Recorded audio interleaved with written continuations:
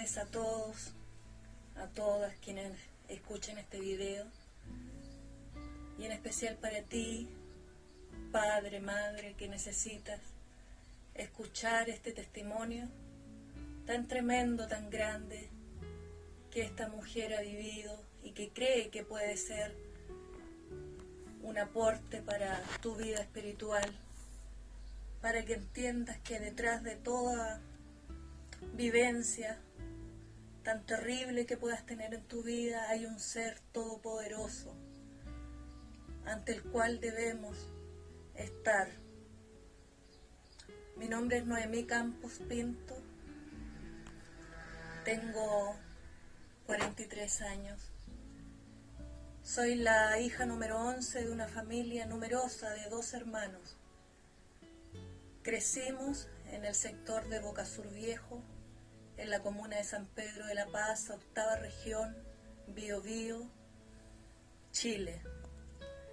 Allí crecí junto a mi madre, mis numerosos hermanos, al alero de la fe de la Iglesia Evangélica Pentecostal. Yo era una pequeña, como tantos, felices, y que alabábamos al Rey de Gloria en los mejores años de mi vida. Crecí, llegaron los 15, 16 años, como todo adolescente. Tuve también conflicto hacia la autoridad, ¿verdad?, de mis padres, y quise ir por mis propios caminos. Así entonces me fui a la ciudad de Lota cuando tenía 16 años, a vivir con un hermano que ya estaba casado, y allí olvidé realmente todo lo que me había enseñado, aquello tan valioso que me había enseñado mi madre, mi padre, de creer en Dios. Allí en la ciudad de Lota participé por algún tiempo en las Juventudes Comunistas, luego en el Partido Comunista, un breve tiempo, pero suficiente como para nutrirme de ciertas teorías, lo suficiente como para nutrirme de un pensamiento político y de tener estas ganas de conocer el mundo con otras propuestas, con otras formas de pensamiento.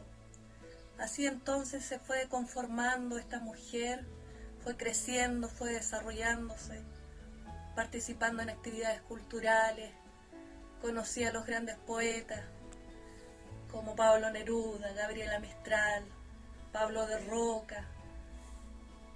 Así fui conociendo personajes muy importantes como Violeta Parra y como aquellos escritores que fueron formando parte de todo este ideal que surgía en mí, este nuevo mundo. Yo dejé la fe, pensé en un momento determinado que Dios no existía, nutrida por todo este tipo de teorías nuevas que llegaban a mi vida, por las diferentes literaturas, por las diferentes influencias de este nuevo pensamiento político, filosófico. Yo creía que tenía este libre albedrío de creer o no creer en Dios. Y llegó un momento en que pensé sencillamente que Dios no era real, que era una fábula, que era una forma de pensamiento en el cual la gente que vivía aquí en Latinoamérica o en Chile era una forma más de colonialismo, era todo un pensamiento político que tenía al respecto. Yo pensaba que esto era una cuestión de los sionistas fanáticos de allá del Medio Oriente, que llegaba también a influenciar a la gente que vivía acá en nuestro país. Y así pasaron muchos años pensando que yo tenía un Dios personal, que con mis propios conceptos, con mis propias palabras, con lo mejor de lo que yo había leído, yo formaría la idea de mi Dios. Así pasaron los años, me casé, parí a 2 hijos, de los cuales ni siquiera tuve la decencia de presentarlos delante de la presencia de nuestro Dios, porque yo pensaba que con mi amor bastaba. Yo pensaba que con todo este amor, con todo este conocimiento que me iba a dar la educación, la literatura, con todo esto bastaba para poder educar a mis hijos, darles un futuro mejor. Y así pasó el tiempo, también me separé, pasé muchas cosas que pasa tanta gente, pero todo yo lo justificaba porque yo decía que todo esto formaba parte de la vida cotidiana del ser humano. Así pasó el tiempo.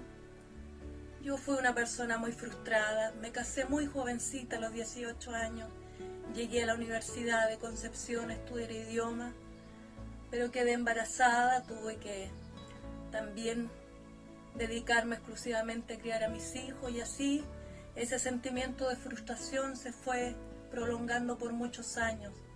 Y toda esa frustración la volqué en mis hijos, en comprar diferentes libros, en recorrer la biblioteca de Lota en aquel momento. Y sencillamente toda esa frustración se fue volcando en el amor y en el cuidado de mis hijos y en ver cómo de alguna manera yo podría satisfacer ese sentimiento, esa ansiedad por conocer el mundo, de tener este conocimiento humano. Yo tenía un tremendo y profundo abismo en mi alma, en mi corazón, pero nunca supe distinguir qué era lo que realmente faltaba en mi vida. Yo todo, de alguna manera trataba de poder satisfacerlo con el conocimiento humano, con el libro que llegara a mis manos, yo lo tomaba para mí misma y para mis hijos. Pasó el tiempo y a la edad de 35 años, Dios todavía tenía misericordia de mí, me permitió llegar a la universidad en un programa vespertino, estudiar esa frustración que tenía por tantos años, esto de ser profesora, estudiar pedagogía. Y entonces esos fueron los años más terribles en el aspecto espiritual, porque todo el conocimiento humano que llegaba a mí, todo formaba parte de este ideal, de esta frustración de tantos años, y entonces el conocimiento humano fue mi Dios. Ese era mi Dios, el luchar por una sociedad más justa, el tratar de cambiar la historia, tanto de mi vida como de las personas que iba a formar, solamente con el conocimiento humano. Hablar de la palabra de Dios, enseñarle a mis hijos a leer las Sagradas Escrituras. Qué básico, pensaba yo, qué básico. Gente ignorante, decía yo, en lo más profundo de mi corazón y de mi mente. Decía, ese periodo ya pasó, eso forma parte de mi pasado, de mi infancia. Pasaron muchos años pensando que yo era una mujer, una libre pensadora, que tenía el justo derecho de creer o no creer en Dios. Pero este Señor que tarda pero no olvida, este Señor que me vio crecer en la iglesia, cuando yo predicaba en las calles junto a mi madre, la palabra de Dios, este Señor que me gestó en las entrañas de mi madre, este Señor en todo momento me recordaba, donde yo iba, me recordaban, salían canutos, hasta en la sopa y me decían, vuélvase a Dios, vuélvase a Dios, Dios es real, Dios existe.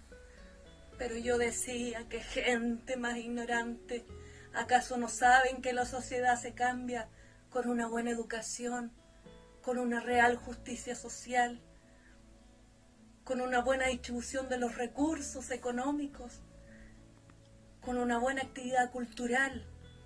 Todo eso formaba parte de mi ideal político, filosófico.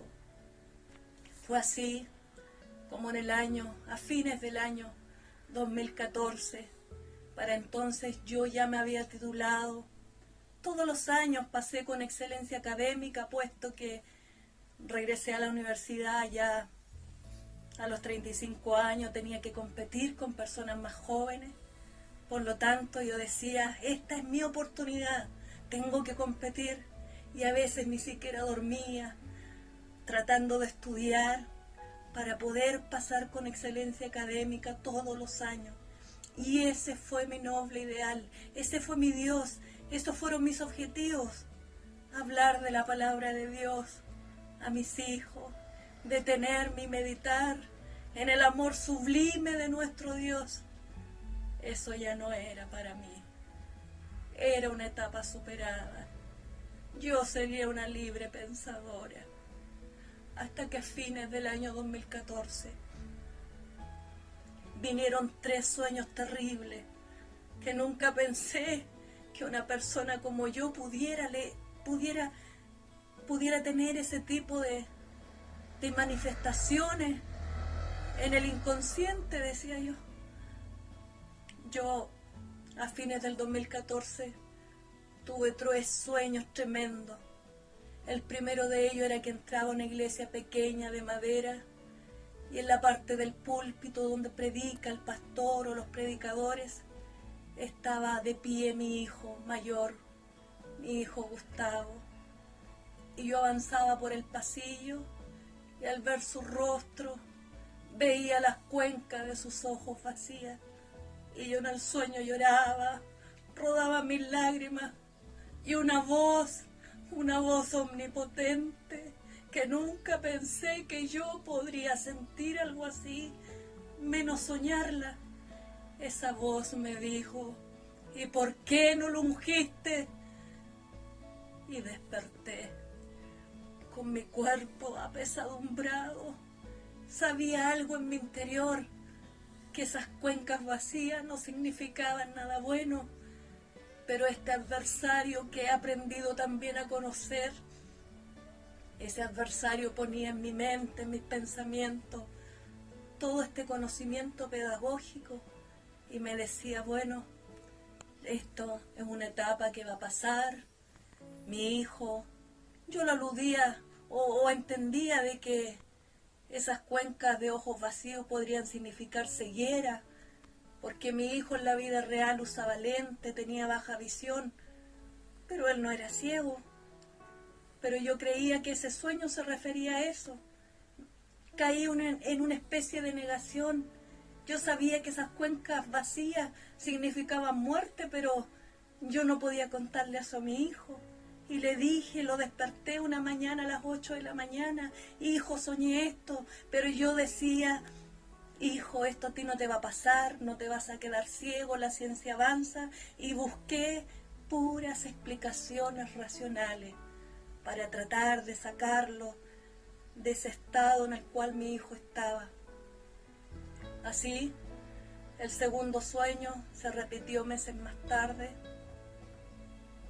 principios del 2015, enero tal vez, y ese sueño se repitió en 3 ocasiones. Soñé que se caían todos mis dientes con pedazos de encía, veía mis encías negras con sangre coagulada y despertaba muy mal, y yo pensaba, no, esto es exceso, es estrés, después de haber estudiado tanto por sacar adelante mi carrera, por competir. A veces ni dormía. Esto es cansancio, decía yo, esto es estrés. Yo seré una buena madre. Si alguna vez cometí errores, me reivindicaré a través de mi trabajo pedagógico. ¿Por qué algo malo iba a ocurrir?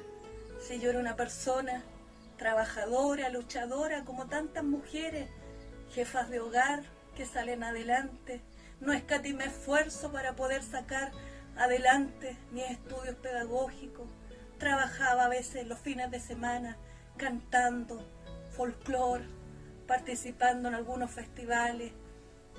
Trabajé algunas ocasiones de nana, otras ocasiones trabajé en una empresa constructora haciendo aseo. No escatimé esfuerzo, si había que hacer sopaipilla, empanadas, si había que vender, todo lo hacía con tal de lograr mis objetivos académicos.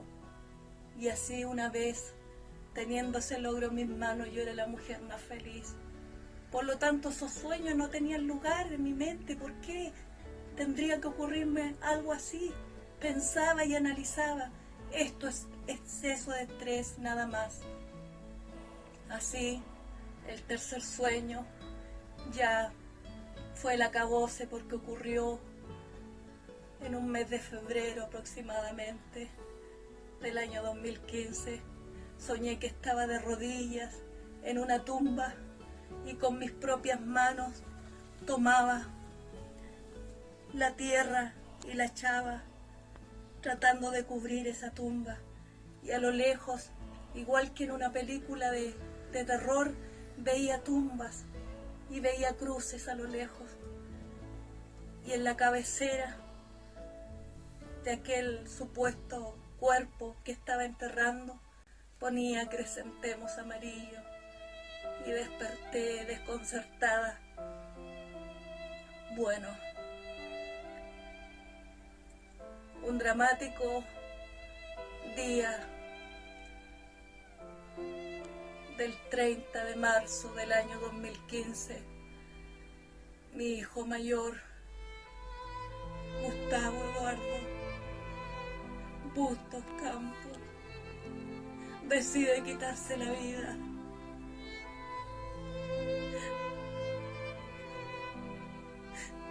Decide quitarse la vida,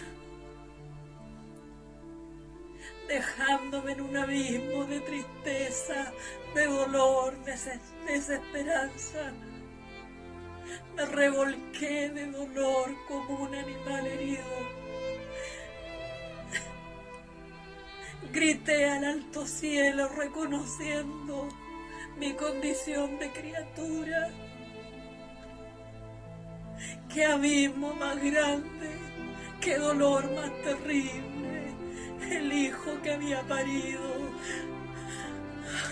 el hijo que había parido, se iba de mi lado. Se iba de esa manera tan dramática.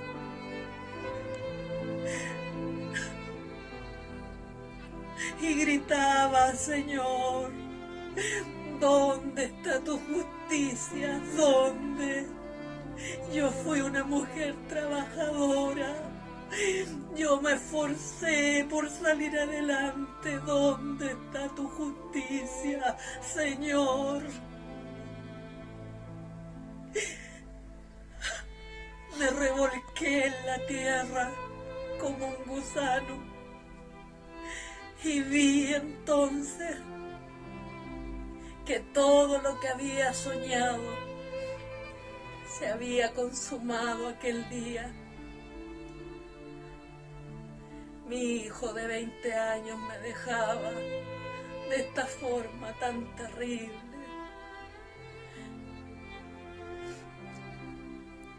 Mi hijo, a partir de los 16 años aproximadamente, era un excelente alumno, un muchacho tierno, sobreprotegido en cierta forma porque por su baja visión todos lo sobreprotegían. Pero empezó a vestirse de negro, empezó a escuchar música satánica. Se fue cada vez apagando, apartándose de los amigos, incluso de aquellos primos que él amaba tanto. Se encerraba en su pieza a descargar material por internet. En el año 2014 yo regresaba tan feliz porque estaba trabajando. Me había recibido como profesora, trabajaba. Estaba haciendo un reemplazo en un colegio inglés y luego en un colegio municipal. Llegaba tan feliz a mi casa cuando vi las cortinas cerradas. Mi hijo estaba realizando un ritual satánico. Estaba con velas negras en su dormitorio, con un macho cabrío, un dibujo del macho cabrío pegado en la pared. Y yo le dije, cabro, tal por cual, hasta me saqué a mí misma en esa reacción interna que exploté de rabia. Le dije, ¿cómo no sabes que estás abriendo portales? Cuando tengas tu casa, haz lo que quieras, pero que en mi casa no. todo mi sacrificio se va a venir abajo, no te das cuenta. Y él se reía. Que eres exagerada, madre, me decía. Y se reía. Y boté todas sus velas negras para el patio. Desde hacía algunos años que no sabíamos cómo sacarlo adelante, se fue apagando, cada vez vistiéndose de negro. Dinero que llegaba a sus manos lo ocupaba en literatura, como libros de vudú. Incluso hasta compró la Biblia satánica. Lo llevamos al psiquiatra, lo llevamos al psicólogo, lo inscribí en un gimnasio. Busqué ayuda en la universidad para que me dieran el dato de un sensei, de un hombre especialista que trabajaba con jóvenes con baja autoestima, para que le enseñara karate y así pudiera ser un joven seguro de sí mismo y que hiciera deporte. Del mes que pagué, aquel primer mes, habrá ido 2 veces a clases de karate. Perdió un polerón, vendió las zapatillas, o sea, todo lo que yo hacía, nada surgía efecto. Compramos incluso con aquel varón que fue mi pareja, compramos un carro de comida rápida. Yo hacía la sopaipilla, las masas, y mi hijo lo tenía ocupado pelando papas para hacer papas fritas, para que él me ayudara en ese negocio. Nos iba muy bien y yo feliz, porque yo decía, bueno, si esto no resultó, si esto tampoco resultó, entonces tomaré el ejemplo de mi madre que siempre nos decía, la ociosidad es la madre de todos los vicios. Y yo dije, aquí sí, aquí voy a tener a mi hijo ocupado. Y así esos meses de verano del año 2015 fueron fantásticos porque nos iba muy bien en la playa, en los eventos que hacían aquí en Concepción, donde vendíamos toda nuestra mercadería y mi hijo estaba ocupado. Y ese marzo del 2015 decidí postergar mi actividad, mi trabajo pedagógico, para seguir trabajando en ese carro junto a mi hijo, mientras pasaba un tiempo y él podía recuperarse, y él podía tener expectativas de vida, podía soñar, quería seguir estudiando, si quisiese. Pero no tuve tiempo. Mi Dios, aquel Dios omnipotente, ese Señor que me conoció desde el vientre de mi madre. ¿Cómo es posible, habiendo más de 7.000 millones de personas en el mundo, Él me advirtiera de lo que iba a ocurrir? Que Él me mostrara en sueños lo que iba a ocurrir con la vida de mi hijo. ¿Cómo era posible aquello? Cuando su muerte se consumó, cuando lo velábamos, yo no podía creer aquello. Mi vida era un fracaso, mi vida era un total fracaso. Y ese adversario que también es real, ese adversario tomaba mi pensamiento pedagógico, incluso tomaba aquellos conceptos políticos que yo aprendí en mi juventud. Y cuando enterré a mi hijo al otro día me encerré en el baño y ese adversario me ponía en mis pensamientos, ¿lo vas a dejar solo? Este es el fracaso total, tienes que seguirlo. ¿Cómo una madre va a dejar solo a su hijo? Y yo estaba convencida que también debía partir y tenía que morir de esa misma manera. Fue así como aquella tarde, después del funeral de mi hijo, me encerré en el baño y renuncié a la vida.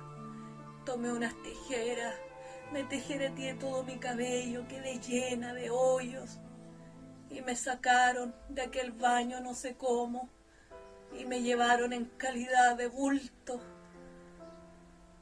a una peluquera y me raparon todo mi cabello. Quedé toda pelada y al otro día Lo único que quería era morir, porque hasta respirar me dolía. Hasta respirar me dolía, me dolía. Existir era un real desafío. Hasta respirar me dolía hasta el alma. Quería morir, quería que mis familiares, mi madre, mis hermanos, se fueran pronto de aquel lugar para poder alcanzar a mi hijo más allá de la muerte. Luego llegó un pastor y unos hermanos de un ministerio al cual pertenecía aquel varón que fue mi pareja. Pusieron sus manos, me ungieron, me dijeron todo lo que estaba pensando paso a paso. Y entonces no hubo más resistencias para Cristo. Alcé mis manos y le dije: Señor, heme aquí, Señor. Perdóname, Señor. Heme aquí, perdóname, Señor. Y en esa condición, sin dignidad alguna, toda pelada,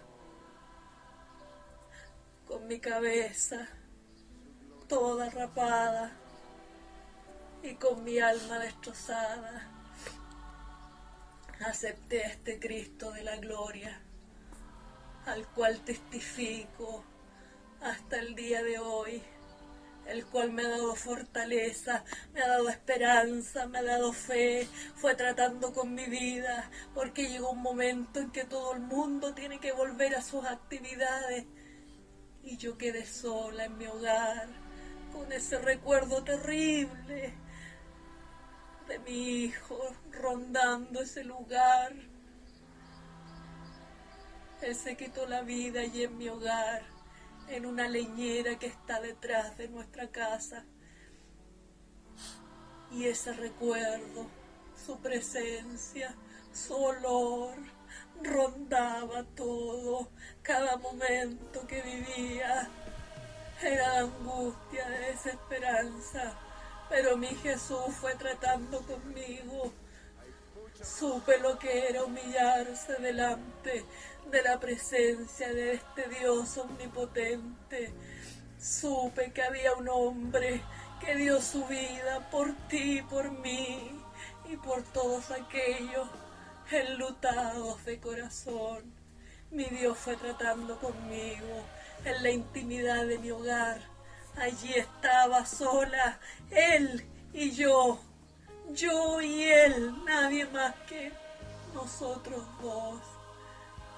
En la oración, en el ayuno, allí doblaba mis rodillas, pasé meses llorando, con mi cara toda deforme, con mis ojos llenos de agua. Tenía mi cara hinchada de tanto llorar, parecía un sapo todo deforme. Y mi Jesús, a través de su Espíritu Santo, fue moldeando mi vida, fue hablándome a través de su palabra. Los primeros 3 meses trató conmigo y me mantuvo a punta de salmos, salmos. Y en un momento determinado, yo, tan racional, le dije: Señor, no tendré intelecto yo para entender otra palabra, que me das puro salmo.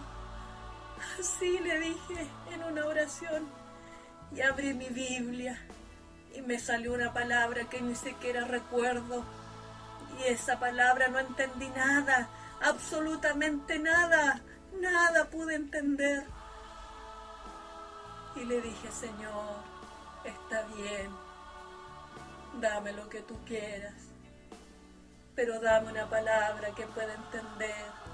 Y abrí nuevamente mi Biblia y me siguió dando salmos, hasta que aquel día glorioso le dije: Señor, Estoy tan cansada de llorar. Mira mi rostro, mira mis ojos. Soy una mujer triste, Señor. Dame una palabra que me levante, una palabra de fe, de esperanza. Levántame de esta condición tan degradada, Señor. Y Él me dio una palabra en el libro de los Hechos, capítulo 9. Dorcas es resucitada. Gloria al Dios Altísimo. Y sentí poder, y sentí esperanza. Sentía que mi Dios estaba a mi lado. Y Él fue tratando con mi vida desde entonces. Él fue manifestándose en sueños. He vivido cosas tan impresionantes que a través de este medio tal vez ni siquiera pueda usted captar. Pero ahora entiendo lo que dijo el profeta Jeremías, lo que Dios le dijo a ese profeta. Clama a mí y yo te responderé y te mostraré cosas grandes y ocultas que tú no conoces. Y así lo he hecho con mi vida. Esta mujer tuvo que pasar el trago más amargo, más terrible, para poder reconocer su condición de criatura creada por un Dios todopoderoso. Ninguna teoría humana fue capaz de llevarse este dolor tan grande. Ningún sustento teórico fue capaz de darle a mi vida la esperanza, la paz, la fortaleza que tan solo Cristo ha podido dar a mi vida. En aquellos peores momentos pensaba en alguna teoría de tantas que me pasaron en la universidad. ¿Dónde está, decía yo, Sigmund Freud con su análisis de los sueños? ¿Dónde está Carlos Marx con su teoría de la lucha de clases sociales? ¿Dónde está Humberto Maturana con toda esa literatura hermosa basada en el amor? ¿Dónde están ellos para auxiliarme? ¿Dónde están ellos para sacarme de esta condición tan degradada? Pero solo Cristo, con su hermoso ejemplo, con su hermosa palabra, le dio a esta mujer la esperanza, la fe, la convicción de que en Él somos más que vencedores y de que no hay palabra humana que pueda llegar hasta ese padre, hasta esa madre que pierda un hijo. Cuando un hijo muere, sientes que tú mueres también. Cuando un hijo muere, sientes que tu carne muere también. Así lo sentí. Hasta respirar me dolía. Esta mujer tuvo que reconocer que fue una persona soberbia, altiva. ¿Cómo es eso de no creer en Dios después de haberle conocido en mis años de infancia? Y ahora entiendo su palabra, que está escrita en el libro de Segunda de Pedro, que dice: pero mejor les hubiera sido no haber conocido el camino de la justicia, que después de haberle conocido, volverse atrás del santo mandamiento que le fue dado. Pero como dice el proverbio, el perro vuelve a su vómito y la puerca lavada a revolcarse en el cieno. Así nos trata Dios cuando le hemos conocido y cuando le damos la espalda. Tuve que entender esa palabra tan dura. Tuve que entender que fue una puerca que había sido lavada por la preciosa sangre de nuestro Señor Jesucristo, pero que al volver la espalda, pero que al negarle durante 27 años de mi vida, había vuelto a revolcarme en el fango, en el lodo. También he podido comprender en este tiempo qué dura cosa es caer en las manos de un Dios vivo. Nosotros, los que le hemos conocido y que hemos decidido olvidarnos de su camino, pasar por alto sus mandamientos. Esta mujer que huyó de su camino, que se fue buscando su propio horizonte, que pensó que a través de un pensamiento político, de mis reflexiones filosóficas, de mi conocimiento histórico, podría cambiar mi vida, podría llenar ese vacío espiritual que arrastré durante 27 años. Nada de aquello ocurrió. Eso es una mera quimera, eso es una fantasía. Y he podido reconocer nuevamente a este Cristo de la gloria. Y todo lo que dije en contra de la fe, incluso en contra de mi madre, de mis hermanos mayores, de aquellos hermanos que veía en los cantones de calle, aquellos que en mis pensamientos les decía gente ignorante, sin expectativas de vida, gente ignorante, decía yo. Tuve que pedir perdón, en primer lugar, a este Dios omnipotente. Luego pedí perdón a mi familia y a mis hermanos en la fe, en las congregaciones donde les he visitado.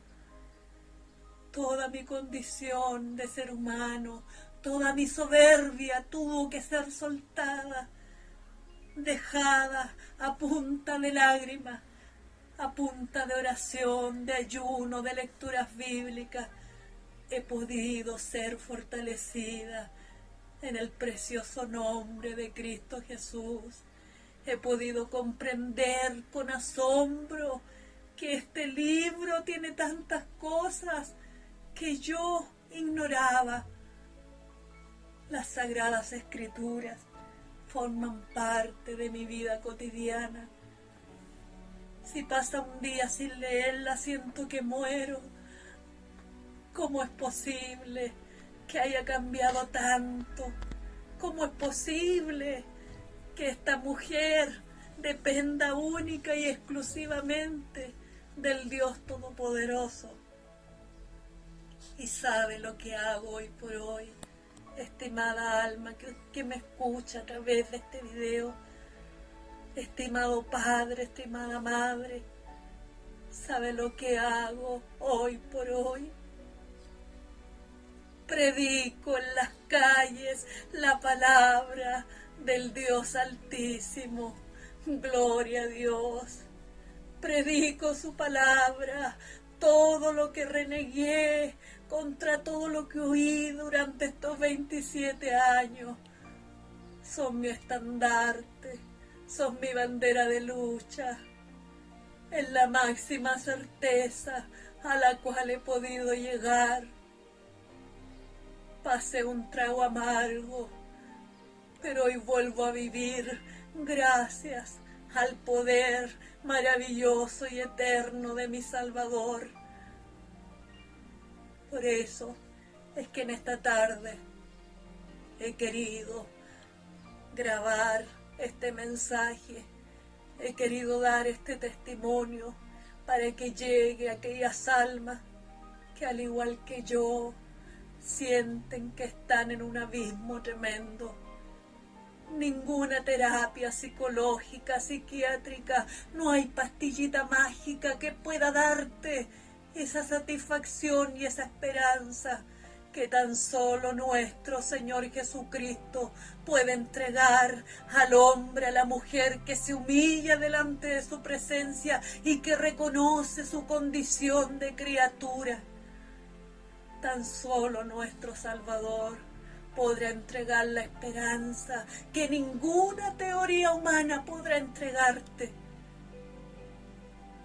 Después de la muerte de mi hijo, desde el año 2015 al 2016, esta mujer igual que el rey Nabucodonosor, aquel hombre que se creía Dios en la tierra en los tiempos, en los mejores tiempos de Babilonia. Al igual que él, esta mujer perdió la memoria, no sabía dónde estaba parada, no sabía cómo pasaban los días, y todo lo que había estudiado, todo por lo cual yo me sacrifiqué, todo lo había olvidado. Y yo decía en mis oraciones: Señor, ten compasión de mí. Señor, no fui prostituta. Señor, no fui narcotraficante. No fui terrorista, Señor. No fui asaltante de banco. Me gané limpiamente el dinero, Señor. Estudié tantos años. Mira mi memoria, Señor, levántame. Pasó todo ese año, 2015 al 2016, y seguía trabajando en ese carro de comida rápida que había comprado para que trabajara junto a mi hijo. Allí estaban los recuerdos de ese trabajo. Me dieron la oportunidad de trabajar en pleno centro de Concepción. Pasé todo ese año trabajando muchas horas. Yo tenía que hacer todo, hacer la sopaipilla, las empanadas, preparar la mercadería, atender al público, y todo lo hice sola. Dios así lo permitió. De esa forma me acostaba muy tarde y me levantaba muy temprano. Si usted me pregunta cómo pasó ese año, del 2015 al 2016, no tengo la menor idea. Fue como un sueño. Trabajé mucho para poder olvidar mi tragedia. Y un día, mientras atendía aquel carro de comida rápida, mientras pasaba la gente, a eso de las 3, 4 de la tarde, le dije: Señor, ¿cuándo me devolverás mi memoria para poder trabajar nuevamente en un colegio, para ejercer mi profesión por la cual tanto luché, Señor? Y de pronto vino un pensamiento. Es como si alguien pusiera una memoria aquí en mi pensamiento. Y esos pensamientos decían, leyendo las sagradas escrituras: volverás a recuperar tu memoria. Gloria al Dios Altísimo. Gloria, gloria al Dios Altísimo. Y así entonces comencé con avidez todas las tardes en que no había mucho público por atender en ese carro. Leía, comentaba con gente que pasaba, leía en mi hogar, iba a la iglesia, leía con avidez. Y desde el año 2015 hasta hoy, 2017, no dejo de leer las Sagradas Escrituras. Es el único libro que me ha dado la certeza, la paz, la esperanza para seguir viviendo. Es el único libro que me ha dejado con la boca abierta al descubrir aquellas profecías tan tremendas, tan grandes, como aquel profeta Isaías que profetizó el nacimiento de nuestro Señor Jesucristo. Todas esas profecías se han cumplido. Aquí estoy entonces, esperando, como tantos, estar al servicio del Dios omnipotente, de llevar su evangelio, de llevar su palabra a toda persona que necesite conocer a este maravilloso Salvador. Y esperar y hacer su voluntad. Nunca más haré mi voluntad. Nunca más nunca más renegaré de su nombre. Tuve suficiente tiempo lejos de mi Dios, 27 años, y hoy por hoy siembro su palabra donde quiera que Dios me envíe. Y hoy por hoy también soy una más que dice: Señor, espero tu segunda venida. Alabo y bendigo el nombre de este Dios. Que el Señor de paz, de amor, de misericordia,